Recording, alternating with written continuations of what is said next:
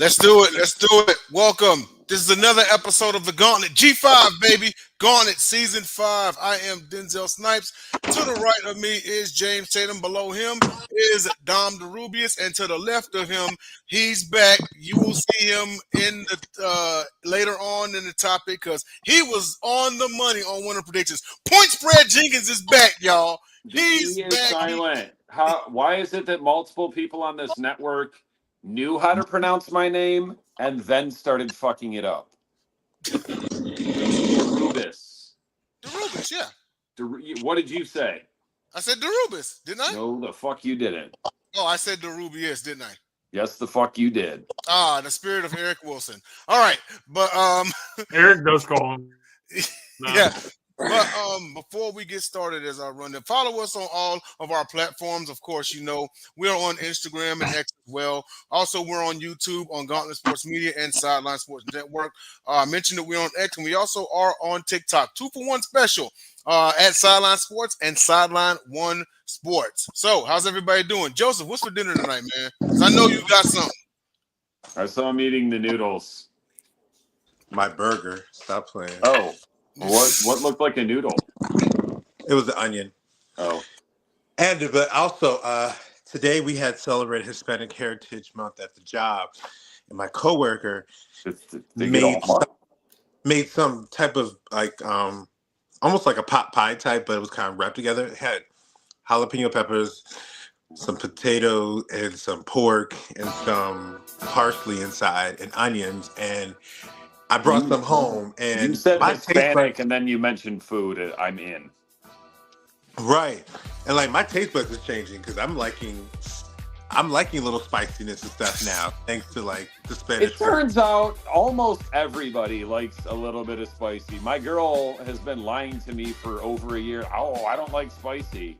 I can't even remember what we had, but it was like I thought it was spicy. Yep. She's like, oh, I like it. I'm like, oh, so you've been lying to me. So all this time you could have had spicy food in the household. You've been cooking separate dishes. Okay, I'm going to have the plain for her and the spicy for me. You could have just went spicy all along. Yeah. Henceforth, her or anyone else, I'm making it spicy. If you don't like spicy, you can go hungry. Or you can go and gentlemen, let's get to the first topic. What do you say? Sports Moron of the Week, the most egregious actions and takes from the sports world. James, I know you got one, brother. Who you got? Yes, my sports moron is about 5 feet 3 inches tall. Quarterback Kyler Murray from the Arizona Cardinals posted a picture with a pit bull wearing a Michael Vick jersey. The post was later deleted, and then he made a statement in the press conference apologizing for what he did. Some things you just got to have common sense. In the words of Herm Edwards, don't press send.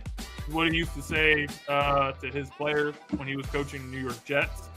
And this was one of those situations. Like, Kyler, you're wearing a Michael Vick jersey, take a picture with a pit bull. What do you think's going to happen? So, sports moron of the week, Kyler Murray. I don't think he knew it, honestly, but I hear you. He knew what he was doing. That was a complete lack of awareness. Like, you can't. How can you not know? Like, I mean, in a way, it's. I kind of dig the irony, but it's like, God damn it! Yeah, I mean, that just really was. I wasn't even that pissed about it, but. The fucking Tigers. 6-0 in the second. Oh, boy. Dom, did you have a sports moron?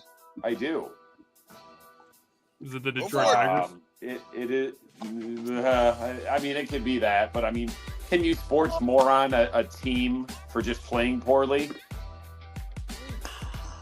Justify it. Go ahead.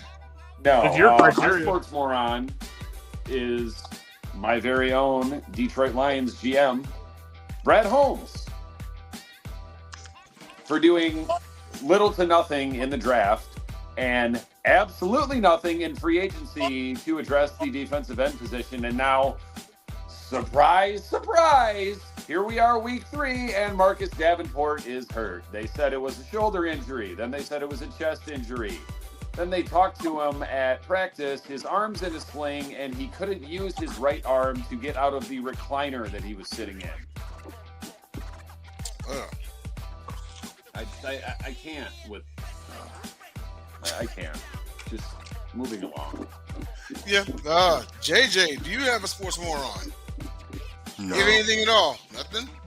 Uh-uh. All right. Well, shout out to Stingray X Factor. I don't know if that, I think that's Cowboy X Factor burner account, really. But Stingray X Factor, what's going on with you, brother? Of course, we got our guy Bacon Grizz in the house. What's happening with it? So, with that being said, well, we'll just move on to our Gauntlet grinders for week 2.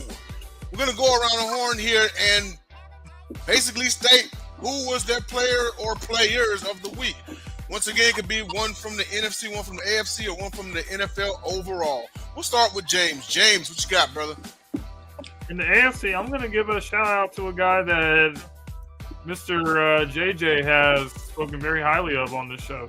That's James Cook, 132 yards and 2 touchdowns in the New York Jets or the Buffalo Bills win against the New York Jets.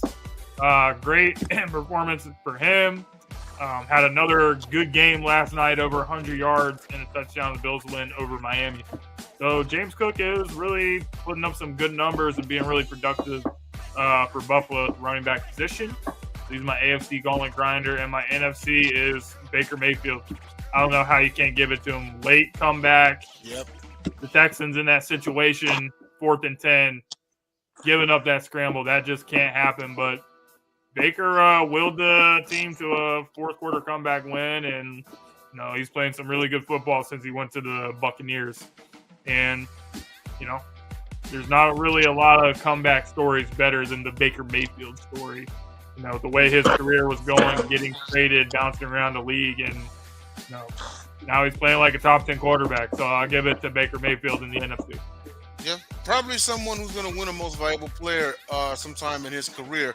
Speaking of poor play or poor coaching, sports morons like Dom said, I almost gave sports moron to the Texans defensive coordinator for not putting a freaking spy on Baker Mayfield on that 4th down. You had a quick 4th and 10, and you let the Bucs off the hook. That play right there won the game. As soon as he got the first down, I'm like, Bucs about to win. You got to capitalize in those situations, because the play before was when Ibuka dropped the pass. Mm-hmm. So when you actually get a team into a 4th down situation like that, you got to capitalize, get them off the field.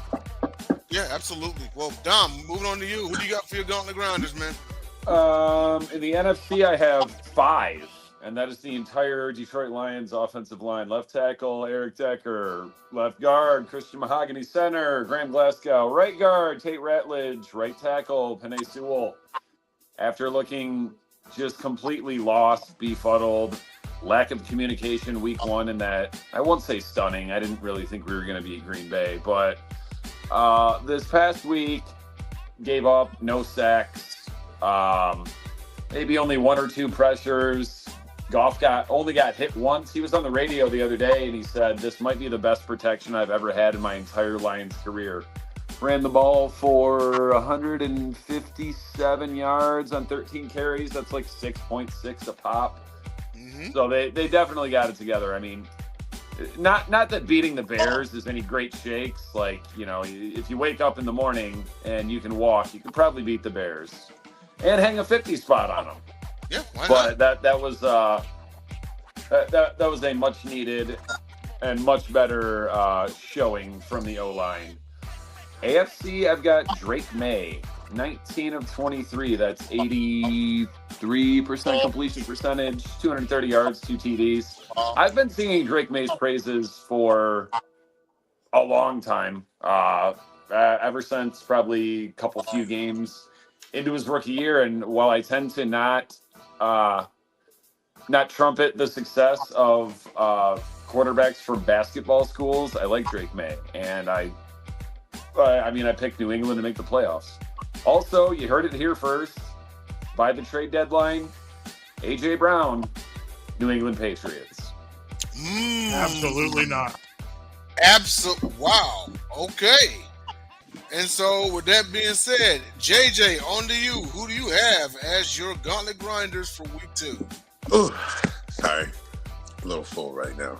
But no, I actually going to give mine to Jonathan Taylor for the Indianapolis Colts because they gutted out a victory against a team that I thought they were going to lose against. And Daniel managed the game, but Jonathan Taylor is that focal point of that offense. And he just continued to grind. And then for the NFC side, I will give it to Sam Darnold and Kenneth Walker alike for grinding out that victory. It was not a really good game. It was kind of an ugly game, but they pulled it out. And miraculously, Kenneth Walker had a good game. Walker had a really good game. Sam Darnold had a pretty much canceled out game, 2 interceptions, 2 touchdowns. And they grinded it out and notched an L on my rivals' loss list. So, good grind. Good grind. Do we think Minnesota misses Sam Darnold right about now?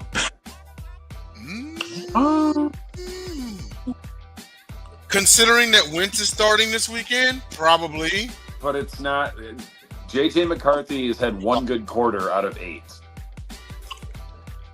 They might miss him. They might. My comparison of J.J. McCarthy to Mac Jones, at this point, it looks like an insult to Mac Jones. Yep. Speaking of which, that was, hold on, where is he at? That Bacon Grizzler. He had for the AFC Daniel Jones, and for the NFC Mac Jones. So he had the Jones boys as his Gauntlet Grinders. Yep, Jones and Jones, absolutely. So for my Gauntlet Grinder for the AFC, they take Derrick Henry out of the game, no problem. Lamar Jackson says, I got this. 19 of 29, 225. 4 of them things. 4 touchdown passes and a dominant win over the Cleveland Browns, 41-17. I know usually, like I said, usually those games. You know what I heard today about Lamar Jackson? What's up? If he retired right now, he would have the highest quarterback rating in NFL history. That is insane. That is insane, especially since the narrative not was even really that insane to me because he was never a bad passer, and now he's a really, really good passer. Yeah, I had been talking about his arm ever since his rookie year. I'm like, wait until he learns how to set his feet and throw. So JJ, have I lauded Lamar with enough praise to where you can stop thinking that I hate him? I have let it go. I do not hate him. I hate him from now until the game's over on Monday, though. I understand. I was wrong. I fully admit that. I was wrong. I understand. It's all good. It is all good. At the end of the day, for me, it's how I've been for the last, 6 years of his career.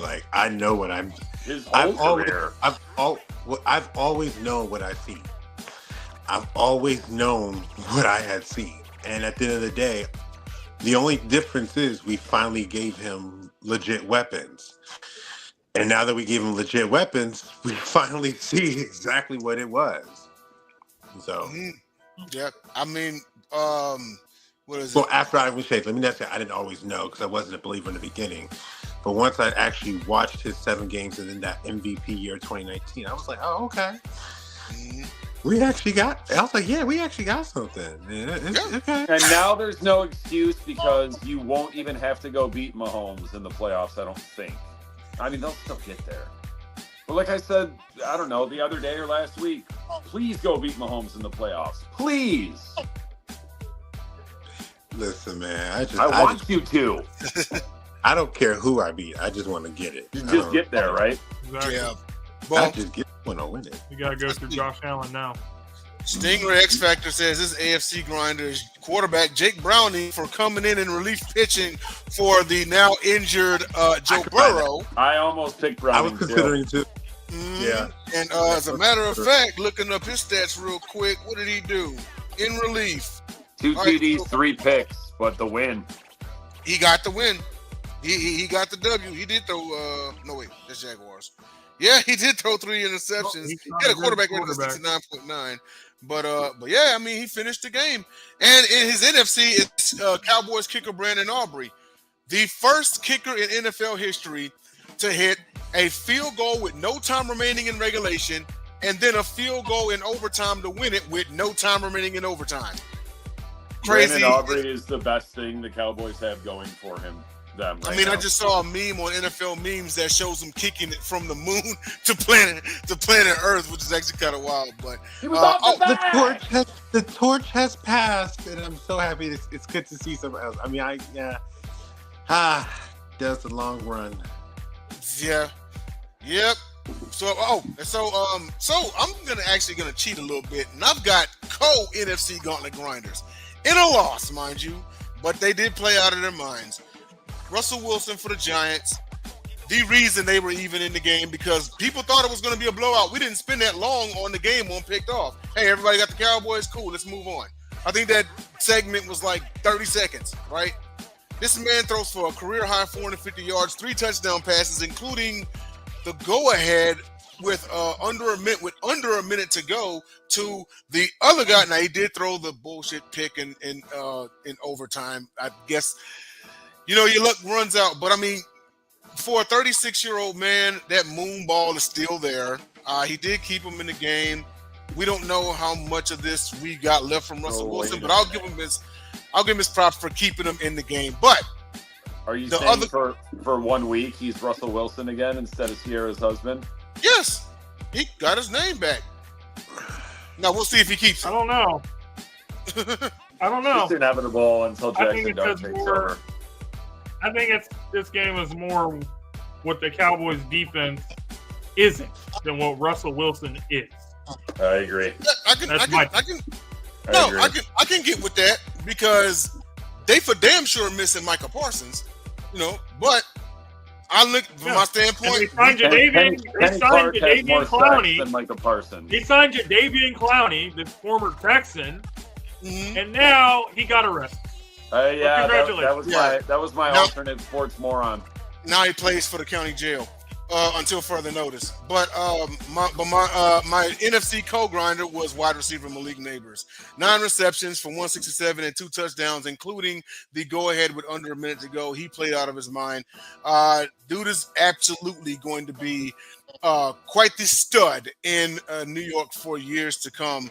Him and Jackson Dart had better get on a rapport really fast because you don't want it to be years down the line and then suddenly Neighbors is like, hey, I want to take a hike elsewhere. New York wants to keep this guy. So shout out to Malik Neighbors on this one. Well, when we come back, we are going to go into our main topic, talking about the GOAT doing potentially not so GOAT things. So stay tuned. We'll be right back.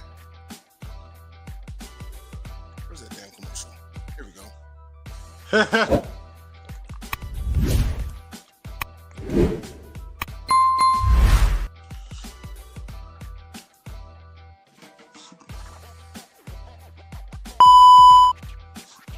All right, and we are back with the Gauntlet, along with myself, James Tatum, JJ Jenkins, and also Dom DeRubeis as soon as he comes back on the screen here. Don't forget to follow us on all of our platforms. Check us out on YouTube at Sideline Sports and also at Gauntlet Sports Media. Check us out on X as well as our Facebook page, Instagram page, and 2 TikTok, Sideline Sports and Sideline One Sports. So, with that being said, on to our topic here. So, is Tom Brady playing double agent? So, Fox NFL commentator and Raiders minority owner Tom Brady have been discussing game plans with Raiders offensive coordinator Chip Kelly on top of his duties announcing games. So, question, is he creating conflict of interest? I don't know where James went, but we'll start off with okay, there he is. There's James. All right. James, what do you think, man?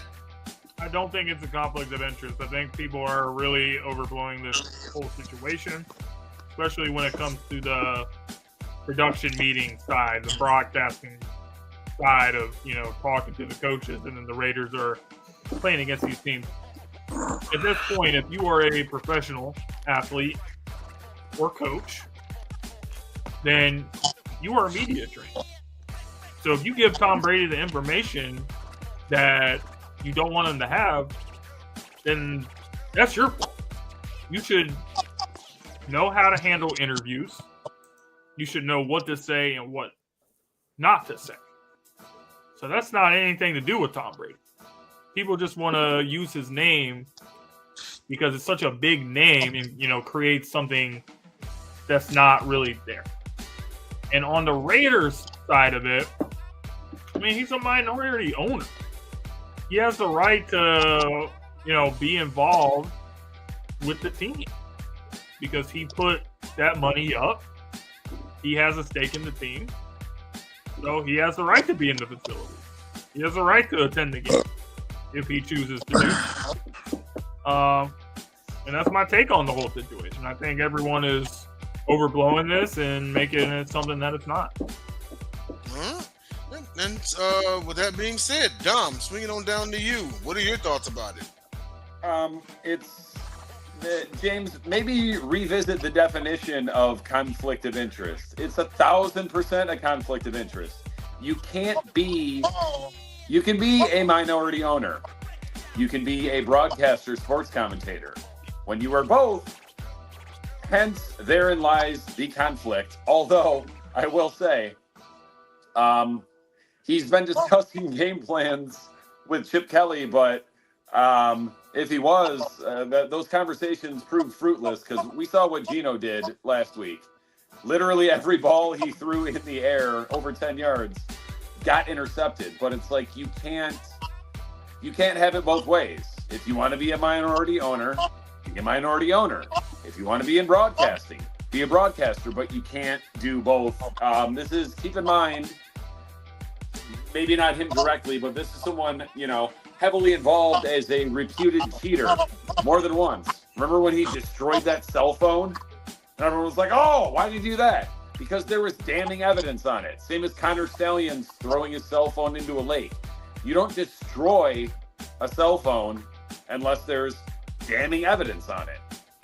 Like, at the end of the day, I don't really care because it's the Raiders. They're not relevant. I really like this part of Tom Brady's story arc as a commentator because I've seen a lot of clips of stuff he said on other people's shows and podcasts, and I like what he has to say. But it's Tom Brady. He can do no wrong.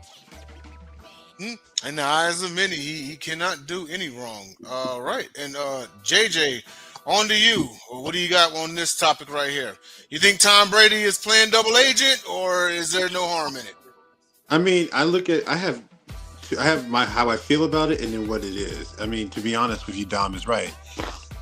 It is a conflict of interest. You can't be both. There's just rules in place. There's regulations. There's trainings that you have to take, and whatever the case may be. For me, I guess personally, I just don't care because I don't think about this squad. I don't think about this team. If we were to play this team, I do have confidence that it wouldn't necessarily matter. But at the end of the day, if it's a rule, it's broken. But for me, it's not enough for a story for me to even really care about. But it's like, it is one of those things where it's like, Brady, you gotta know your role, man. You gotta know your role. You can't do both. You gotta pick one. Yeah, absolutely. I'm gonna go as far as saying this much. Had this have been, in my humble opinion, had this have been anyone but Tom Brady, they wouldn't have let him do it. They wouldn't have let him do both. Because he's Tom Brady, he's allowed to do it. Because he's the greatest of all time. Had this have been anybody else, they would have said, nope, you got to pick a side. That itself shows lack of integrity with the game, though. Mm-hmm. No. I understand lack of integrity, with the game. But once again, and see, I guess it's more on the NFL than anything. Because we've all seen it, from the referees to anything else. If you let somebody get away with it, they're going to keep doing it. To be honest with you, they hid a domestic violence case against the Giants kicker, Josh Brown. For years. They're going to hide things or accept things that they shouldn't because of who is the person doing it. Right. Because that got brought up with the whole Ray Rice situation. Because Ray Rice got into the incident in the elevator, and then he was blackballed from the league. Kicker Josh Brown, it came out that he committed domestic violence against his wife for years. Right, and the one dude, the punter from Arizona State, and then it turned out after all that he didn't do it. Was it? Yeah, Metarizer. Yep. Metarizer. Yeah. Josh Brown's was legit. Like the NFL knew involved, where his wife and him couldn't even stay in the same hotel together because Josh was a drunk, and it was actually pretty crazy. I remember listening to Michelle Beto talk about it on Sports Nation. It was just like. Same point. She was like, y'all literally saw a video of this guy and he put him out to leave the rest of his career, but this guy gets to stay around and he has been beating on his wife and you've known him for years. That's crazy. Yeah. They knew it. They knew exactly what they were doing on that one. I mean, the NFL is really good at picking and choosing who's going to bring them ratings. If you're a mid-level to a lower class star, then yeah, you'll be subject to the rules. But if you are a top tier moneymaker, they'll what does Shannon Sharp always say? And Dom, you've heard this. They'll tolerate you until they can replace you. You know, so that's my take on the whole thing. I mean, I can understand both sides. It is a conflict of interest. I can see how it could not be, but also at the same time, it's because of who he is. That's my biggest take. It's like JJ said, both ways. Or like we all said, it's Tom Brady, so he's going to get away with it. But also it's the Raiders, so it really doesn't matter. Yeah, if it is a conflict of interest, I mean, what advantage Tom Brady is putting the Raiders at by asking questions in production meetings? But it's how can the professionals, which I hit on in my point, you are a professional. You are media trained. So why are these coaches and players not giving the information to the journalists? But you think they're going to give it to Tom Brady? So the thing is, not that they're giving him anything extra. It's just he's in a position as a minority owner. He shouldn't even be there to ask those questions. But that's why was the benefit of the Raiders? I was going to say I think that's the. It's not necessarily. It's the fact that he's giving them. It's not about the advantage part. I'm going to say if it's actually in the policy that this cannot happen, it's just that's where it ends. Because on any other level, whether it been another associate lesser than him or another associate like him, they're going to have to treat it as such. It's like for me at my job, if I don't gain anything from sending an email to a customer and not following the rules of it, but if it's in the rules and I do it, it doesn't. They're going to hold me responsible for it. And so for that point, it's just like at the end of the day, all you got to do is tell Tom, like, bro, you can't do both. I know you want to get into there because you're the player and everything. Because I'm pretty sure you're not the first player that probably wanted to talk about X's and O's with coordinators. It's just what they do. It's not. There's no harm in that. But it's like you're in this position now. You're not that. If you were not in this position, by all means, but because you're in this position, this is how it could look, and it's not allowed, and that's all. And it's nothing a big deal, but if it just has to be. But it's to Jay's point is that if you're going to be okay with it because it's Tom Brady, then you are also admitting something that you have said all this time that you're not, is that you operate with integrity and perseverance and diligency. Because the integrity of the game is you don't protect it. I don't even care if it's Brady. I like Brady. I love Brady to death. But Bram, no, it's you messed up, man. Can't do it. Can't do it. And so you got to stop. Dom, you were gonna add to this? No. Oh, okay. I thought you were going to Tom Brady. Add on to James's question. Okay. Man, there's solid points from all sides here. But with that being said, we're gonna go on a commercial break, and when we come back, JJ's Bet of the Week is back, and I know he's got some heat for the fans out there. So we'll be right back with JJ's Bet of the Week. Stay tuned. Oh, y'all be kidding me. So I'm like, oh, bets of the week. What?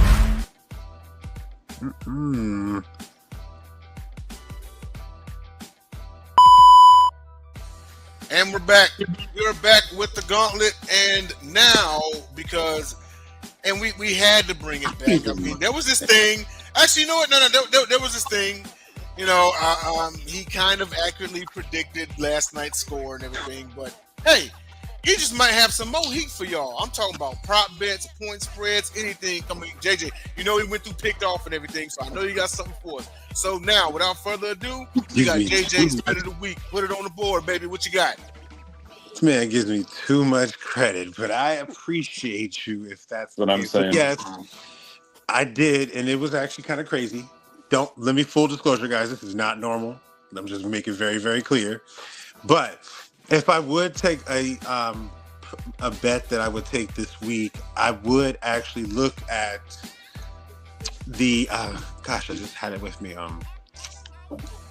Unprepared. You know it, because I don't be when I'm you with got you guys. Your own segment, sir. Okay.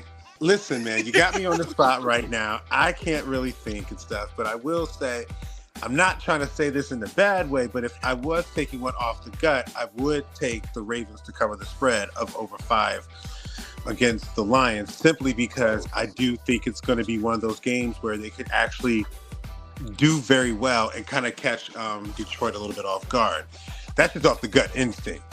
But if I sit there and look at a player to probably like, look at and think he might have a hard time getting his bet projection, it would be Bryce Young's passing and receiving rush yards against the Atlanta Falcons with that defense that they have out there. So to be honest with you, I don't know. The youngins say the word nuke, how they want to nuke props and stuff like that. I would lean to spend a good amount of money putting a wager on those two props to see if they can cash out for you. And that's what I got for you. All right. You know what? Just taking a look at some of these spreads this weekend, just in case anybody out there that mispicked off. Packers-Browns. Packers about 7.5. Is that a good one for you, JJ? I don't really like the high ones like that, but I can see why it is. What was the one with the crazy spread? Was it the game from last night? Yeah, it was the one from last night. Okay. It was 11.5 for Bills. Maybe I could to get insight on that. At the end of the day, it's one of those things with Buffalo that when they are a resounding favorite, it always seems to happen to be less than what it is. And here we are. Look at how everybody was talking. We're talking about everybody saying Miami's the worst team in the league, and the Bills are the best team in the league. Worst versus best, and all the money was on that. It was like, come on. Now, the score part, did not see that coming. I normally was just focusing on 10 points, but it felt like Miami could have got at least 20 points on them. So that was kind of eerie. And I just found out today that you can actually predict scores on FanDuel and win if you get it right. They also, I heard this today, I guess they've been doing it since the beginning of the season for a quarter. If it's injury protection. Started out as a quarter, now it's a whole half. If you've got a prop bet on someone that gets injured, they did it to me. Yep, it's happened to me several times. They'll take them out. Yeah, they'll make the exception, and you can still win like the full. FanDuel do not do that. Okay. Maybe it's DraftKings. FanDuel did. It was DraftKings. It's happened to me several times. But FanDuel, you definitely can win a lot, but trust and believe, if an injury happens, you are screwed. It just is what it is. You are screwed. Well, JJ, since you are a fan of the smaller lines, what do you think about Cowboys 1.5 over the Bears? Crap. I'm not looking at that one, but if I'm thinking a small line, I actually really do like the Rams to cover against the Eagles. I've had this conversation with quite a few Eagles fans. I think it's a pretty good matchup where I think that I think they're going to win the game. Or the SoFi. It's at the link, but it's not necessarily I think they're going to win, but even if I did think they're going to win, I do think it's going to be a close game, and they'll cover the spread of 3.5. Okay, well, James is the Eagle fan. Do you like Eagles 3.5? Too small, too big, or just right? Look at his face. Look at his smile. I want to hear this. I'm just gonna let you guys say what you're gonna say. The Eagles hasn't looked good this season. You got it. Under 4 yards to carry. If you awaken the beast, just be careful, because you know what Saquon Barkley do to this Rams team last season. Yeah, Didn't he stay between they're overdue for a big running game. Yeah, as, and as unfortunately is Derrick Henry and Lamar Jackson. now that right there might be a prop bet, Saquon Who's Barkley the versus the Cowboys? Rams. Because don't forget, last season in the regular season and the postseason combined in 2 games, he had like over 500 rushing yards and like 4 touchdowns in both games last season against the Rams. So I actually like that prop bet versus the Rams this weekend, and the Eagles are at home. But even if they were on the road, I still would have taken it because he ran all over them in Los Angeles. So James, you all right with 3.5? I'm all right. I think it's fair. All right. You know what? One more. Colts Titans, Indy 4.5. JJ, you like that one? No. Nothing? No. What don't you like about I it? think JJ picked the right game, but the wrong bet. Which bet should he have taken? Should have taken over on the total score, although it's moved up at least once, maybe twice now, because I believe it's now like 51.5. Are you talking about our game? Yes. I mean, I don't know. The over-under? Oh, the over-under? 53.5. Yeah, okay. Yeah, so it's way up. It was 51, and it's moved up twice since then. It's going to be a high-scoring game. Take the over. Well, the last time one team scored a high score, the other one, mine, did not get in the end zone. And I just from what I kind of think and what I've seen between both teams and the teams that they've played and how they've played against them, I think Detroit is going to be a good team down the long haul, but I do think this is going to be one of the losses where it's going to look like, what's going on? Because I think when I look at what Green Bay how did, could it be that though? Y'all own us. More so, I'm not even really about that, but it's just I look at what happened with Green Bay, and I look at what Green Bay was doing. And look at what we want to do, and if our offense doesn't have too much issue, which I think that they won't.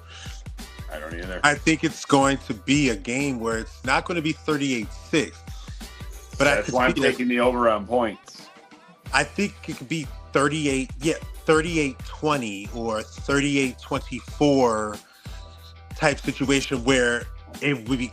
I just think that Detroit is facing a team that they do prepare for. Because I was reading today what Dan Campbell was talking about, saying that they're a lot better, and they are much prepared for this one. But it's like I think this version of Lamar and the weapons that he has around him, and if Patrick Ricard plays like they're expecting him to play, I think it's going to be a pretty good victory for the Ravens. And I think if we don't force a turnover, even if we don't have any turnovers, if we don't force a turnover, we're not winning that game.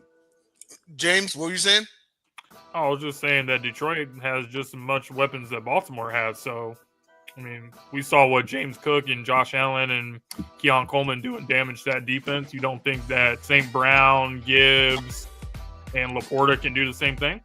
Well, I mean, that offense of the Bills was down until the last half of the quarters. So it's not as if that they were convincingly doing it throughout the game. That, to me, and it's the main talking point about that game was Baltimore losing the lead. And so for me, I trust the same thing, that if we were in that same situation with Detroit, that we could actually finish it off. I personally think there's not a team out there that I can look at their weapons and think, okay, we won't be able to find some holes against them. Because I think what happens with us when we face these teams is a lot of times we just give up one big play and that starts it all. It doesn't always happen that way, but if you don't give up that one big play, 9 times out of 10, it has usually worked out for this team. But I don't ignore the fact that from start to finish, they come out and actually do handle those weapons pretty well, because they've been up on Josh Allen. They crushed the same Josh Allen weapons from a year before, and they faced the Lions team that has the Sewells, the Laportas, and the Montgomerys and the Gibbs a couple years ago, and now they got it now again. So it's not as if it's not uncommon for them. But yeah, they're a very talented team. But I just think, I just think that this team is a little bit better. It's just a little bit better. And I think that they'll win their matchups more than Detroit will win theirs. It's a very similar story to the Browns game last week. They dedicated players and extra guys in the box and resources to stop the run, and they did that. And then look what happened in the passing game. I could see the exact same thing happening with us, only the score being closer. How many points do you guys score against the Browns? 41. I'm pretty sure I said it on Picked Off. A race to 40. Yeah. So it's like when the first game, Jair Alexander is still figuring out the defense. A lot of the things that happened, the mishaps happened with, it's a theory that people have been saying is that they've had it happen when he was out there. This last game, and this has kind of been a guy that the Ravens fan base has been crying for a long time. They replaced him with TJ Tampa, and the defense looked a little bit better. Granted, it was the Browns, but I'm excited to see how this happens against the Jameson Williams, the Laportas, the Gibbs, and the Amon-Ra St. Brown. I actually think that my corners are going to hold up. I just want to see an actual interception. Yeah. Like, I want an interception because you can make any turnover. You can make a mistake. It's going to happen. But if you make them get a mistake, it's almost like all is forgiven. You start back over. And that's what we sometimes miss, and that's what we need. It's going to come down to turnover margin. Yeah. I mean, if there's anybody that can slug it out with Lamar Jackson, it's the Lions offense. If there's anybody that can slug it out with the Lions offense, it's Lamar Jackson and the Ravens, But Dom is right, and JJ is right. At some point, you have to force a turnover because you don't want to slug it out all night long. I think it's going to come down to a key turnover in the fourth quarter. I think the first turnover tonight is going to come in the fourth quarter, and that's going to swing the momentum either way. And whoever forced the turnover I'd give it about an 80% chance they're going to win the game. They'll capitalize on it. But when we return, we will have our non-sports topics. So stay tuned. We got a long time to go over this. This one's going to be hilarious. I ain't going to lie.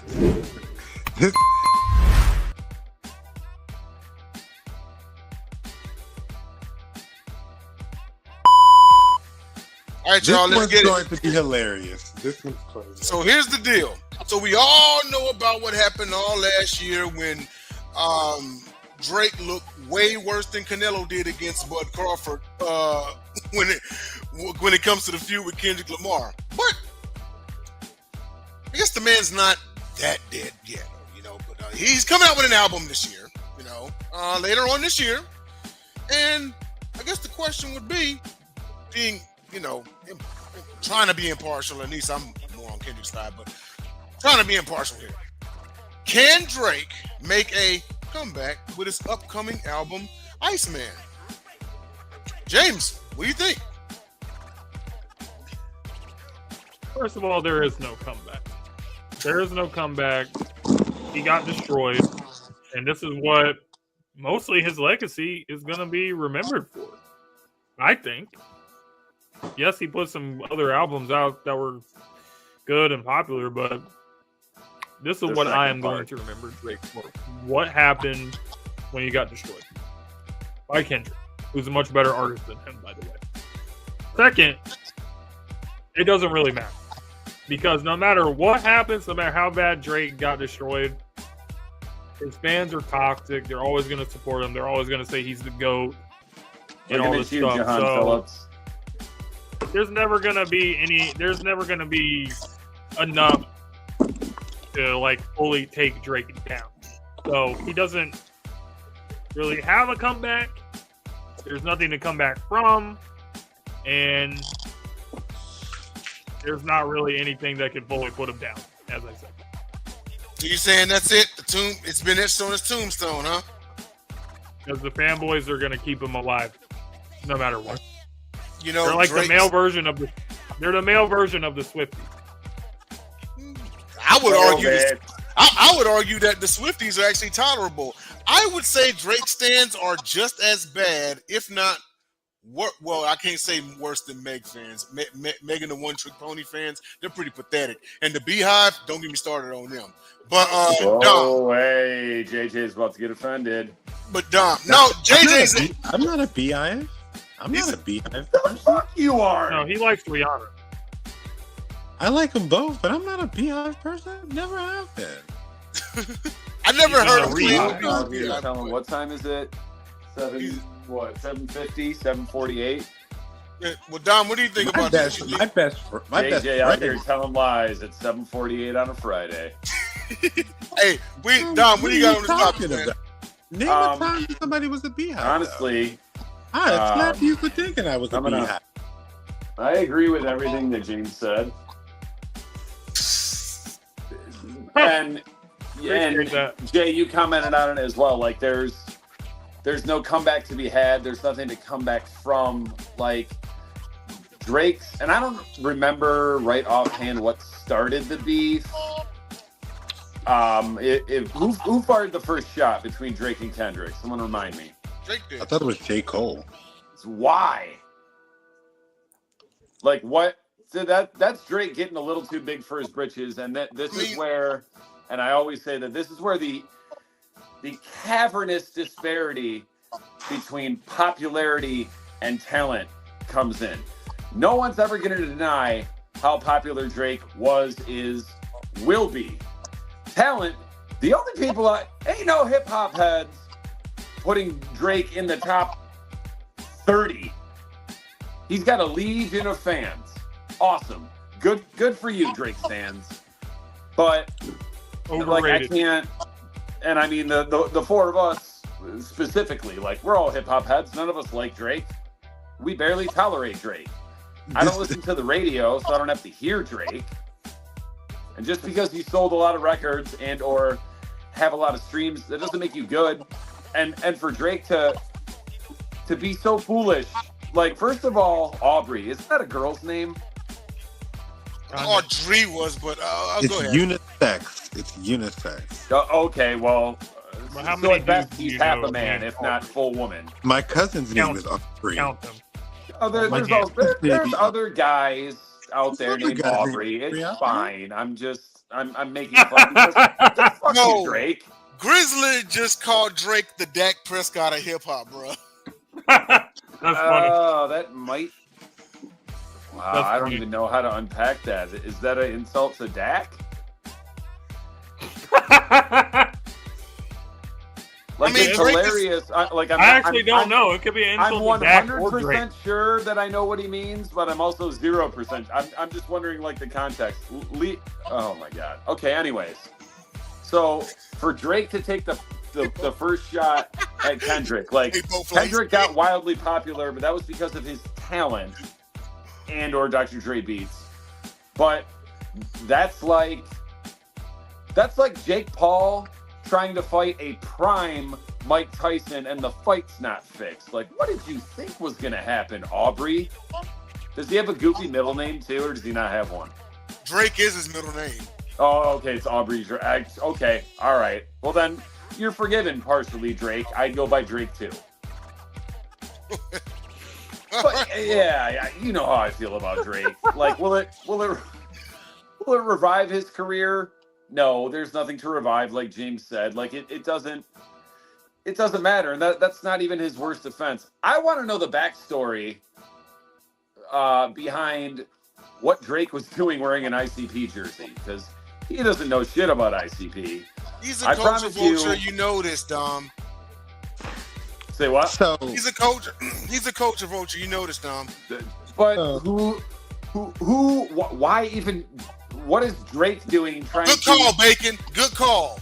Good call. Why is Drake trying to culture vulture something from ICP? Like, that's not. Here's what happened. ICP is. Here's So- exactly what happened with Drake in the ICP jersey. He was somewhere that he saw someone randomly on the street wearing the jersey. He had his assistant take a picture, and he was like, "Get me one of those. That's cool. I like it." if I And I mean, ICP, they're the kings of the merch game. Like, that shit looks cool. And even if I was Drake, I'd be like, yeah, that shit looks cool. I want to wear it, but it's offensive. Yeah. JJ, what was your take, man? I mean, if I may, it's I want to say a lot, but I have to be careful of what I do say and how I say it. No, you don't. He's scared of the Drake fans coming after Say him. what you want to Drake say. Prescott. No, it's nothing about the Drake fans. It's just at the end of the day, I know how I've just from things that I've heard That's from his people that nickname, have Drake been in the Prescott. industry with him. I've seen this type of guy at the bars I go to. And if you know the bars I go to, this is the reason why I'm treading lightly on how I'm going to say it. This guy had posted an inappropriate video of himself, and the whole world has seen it. So when I think about that video, and I think about all that happened, that he had tried to take a shot and do these things, and think about the response, it makes me think that it's like, this typical light-skinned dude annoying. I knew it. I knew he was gonna go there. Annoying. I knew it because Dak light skinned too. That's why Chrissy said that. You're So right. it's like this. It's like this. That's Because embarrassing. our world relies on vanity in this world. Our world is, and I don't agree with it, but everything is based off how you look and everything like that. Oh, I get the comparison Aubrey is now. not a bad looking dude. Breaking down. Aubrey actually is a good. Stats, but not talent. Aubrey is just actually a good looking dude with a package that I have seen, that knowing how I've thought in my life and other people I've thought and girls and guys that I've taught, they hyped you up on that. And when they hype you up on that and you go around and you're bold enough to post a video about something like that, you think you can do whatever you want. So then here this comes. Time and out. hold on. And then you take a shot at this guy, and this guy was like, all right, bro, you doing too much for me. Let me just humble your ass right quick. And that's what he did. And then his feelings got hurt. And now because his feelings got hurt, they're not looking at him and serenading him for his vanity. They're actually clowning his vanity and stuff. His ego is gone. And I know this is more so like an extreme one point, but I'm more so thinking this. I have seen this before. I have been the Kendrick in a situation when it came to that. And I have responded in the same way. It was like, yo, bro, I'm not out here trying to chase anything out here, bro. If I happen to look the way that I look, it's just because of who I am. I'm not competing with you, but if you want to take a shot at me, let's do this. And then they never happened again. He thought he was doing whatever he wanted. You talk about he's a culture vulture. He is every basketball player's favorite best friend because he thinks that he's been all this time been serenaded with how he looks and serenaded with his rapping. Everybody loves him as a rapper, but I would be 10 times say if you ask almost every girl what they like about him, number one is going to be his looks. No, it's going to be his looks. Because at the end of the day, that's what I've heard. I have heard this from people. And so I know how light-skinned dudes think. And I'm saying this, I have been in that situation. And it's like, yo, it's not like that. I remember Umar Johnson. So I remember a time, TLS, and I'm trying to be real. I remember the time I was in the bar, and there was a gentleman over there at the bar that everybody was. Hold on, let him finish. Everybody was checking that gentleman. I ain't paying him attention. Who you think he came and talked to? Me. Okay, cool. We all hanging out, whatever. Then I remember one time he tried to make me jealous and ended up getting jealous, which is the same thing I seen from him. We went to a party with his friend that was also a person that he was cool with, and me and his cousin, right? Send me that. Oh. Go ahead. I'm listening. So he and his cousin, right? So we go to the party. He's ignoring me and all this other stuff, whatever, taking shots, whatever. I ain't got a problem because I don't care about your energy. I don't care about that, Joe. This is how humble you'll be real quick. Me and his cousin start hitting off at being cool. 5 minutes later, what y'all talking about?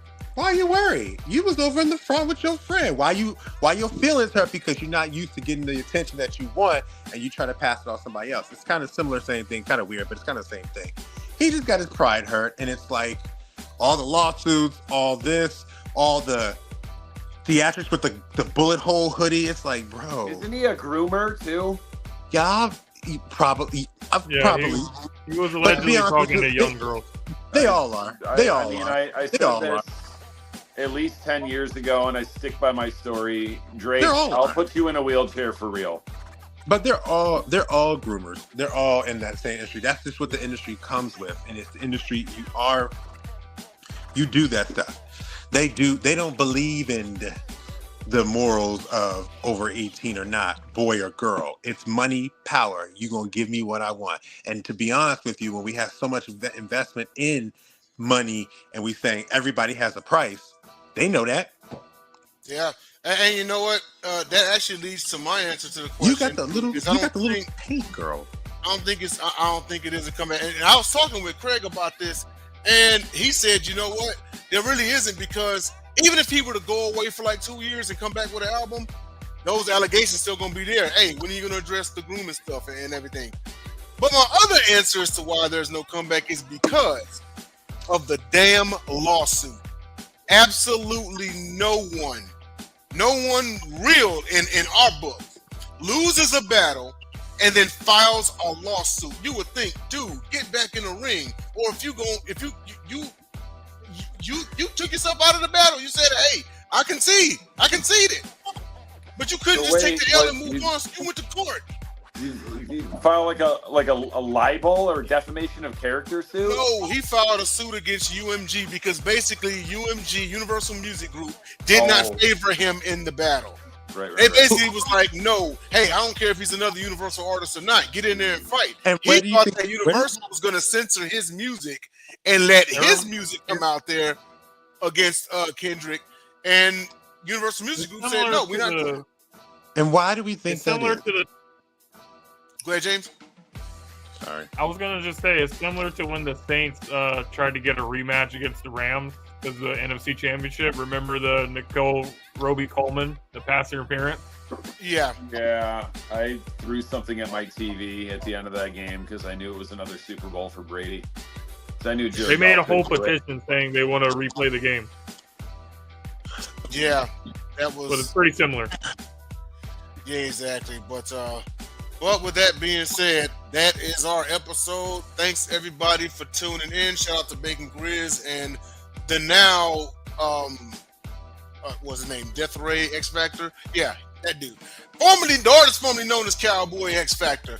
So I think it's somebody that's been watching the show and knows about the joke, so they made that profile name to be funny. Really, I hope it's Cowboy X Factor. James, you should send that to a Cowboys fan and tell them put that as their profile pic. That would be hilarious.